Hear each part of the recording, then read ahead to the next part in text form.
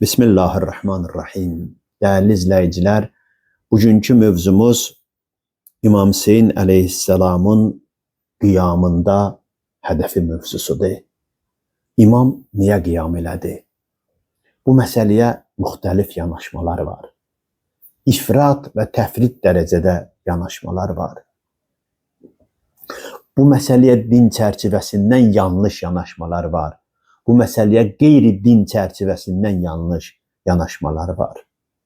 Ki biz bunlara diqqət eləyəcəyik bu günləri.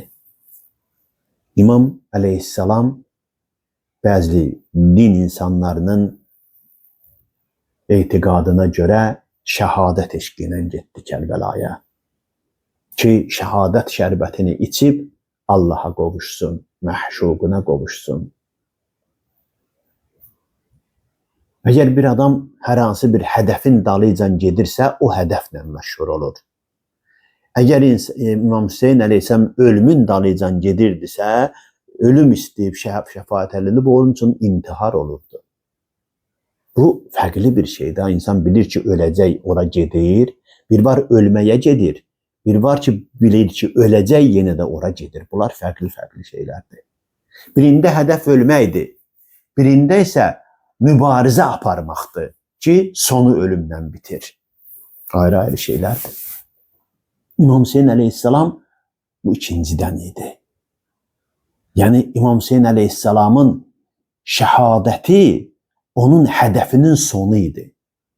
Digər qrup deyir ki, İmam Hüseyin əleyhissalam xilafət davasına gedirdi. Xilafət uğrunda vuruşurdu. Xilafəti əldə eləsin, ədaləti bərqərar eləsin. Bu da deyil idi. Çünki İmam Hüseyin xəlifə ilə vuruşsaydı, qoşunu Məkkədə toplayardı, Mədinədə toplayardı və yaxud da qoşunla gedərdi Kərbəlaya. Bu da deyil. Bu iki ərəb arasında olan savaş da deyil. İki əmoğlu savaşıblar filan, o tarixdən məlumatı olmayan, çayxanada çoxlu söz eşidib özünü tarixçi hesab edənlərin və yaxud da muzdur tarixçilərin, söz sahiblərinin, ictimai insanların deyimləridir bunlar. İmam Hüseynin hədəfi ümmətin islahı idi. Din yolundan çıxmış insanların din adından dinə gətirdikləri bidiyyətlərin qarşısını almaq idi. İmam Hüseyin əleyhissalamın hədəfi yolunu azmış insanları, müsəlmanları yoluna qaytarmaq idi.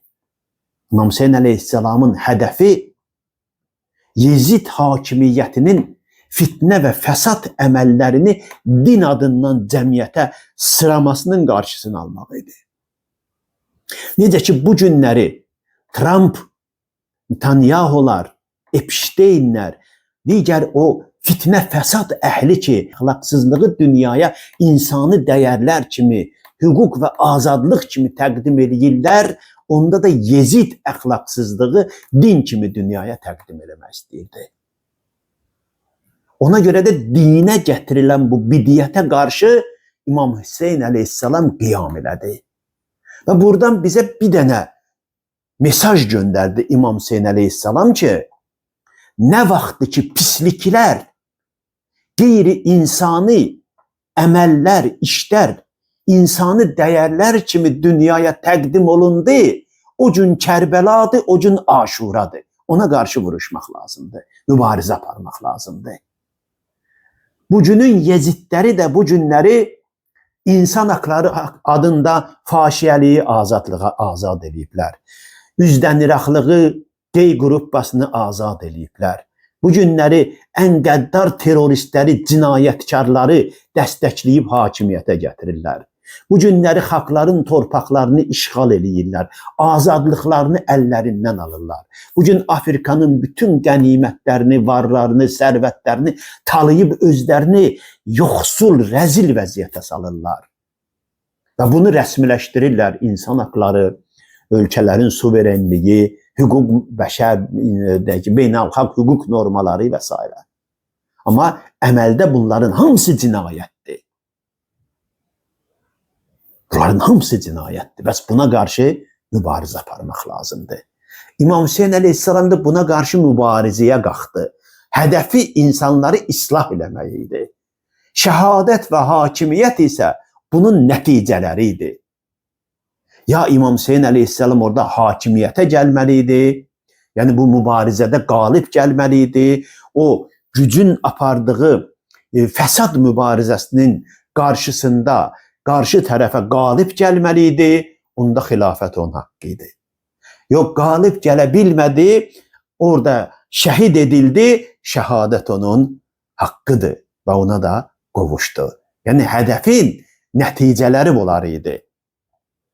Ona görə amma İmam Hüseyin əleyhissalam şəhadətə çatsa da hədəfini dünyaya çatdıra bildi, hədəfini bərqərar eləyə bildi. Yezidin hədəfi dini aradan aparmaq idi. Necə ki, bugün Yezidə bərayət qazandıran bir qrup Vəhabi sürüləri var ki, Yezidə, Muaviyyəyə hər vəclə haqq qazandırırlar. Hətta Peyğəmbərin sevimlisi olan İmam Hüseyni öldürdüyünə görə, güya bunlar İmam Əhl-i Beyt sevən də özlərini deyirlər. Buna görə Yezidi heç vaxt qınamırlar. Yezidi bir şeyə görə qınayırlar ki, Harri hadisəsi baş verib göz əskərlərinə Mədinədə insanlar, qadınları, müsəlman qadınlarını halal edib, zinakarlıq, fitnə və fəsad baş alıb gedib. Ona görə qınayırlar, İmam Hüseyinə görə qınamırlar. Bəs bu insanlar hamısı niyə belə eləyirlər? Çünki İmam Hüseyin əleyhissalam bunların hədəflərinə qarşı çıxdı. İmam Hüseyin bu günləri bizə bunu öyrədir ki, biz də din adından bu cür fitnə fəsad törədənlərə qarşı çıxaq. Onlara qarşı sözümüzü deyək. Aşuraya görə baskıların kökündə bunlar doğurlar.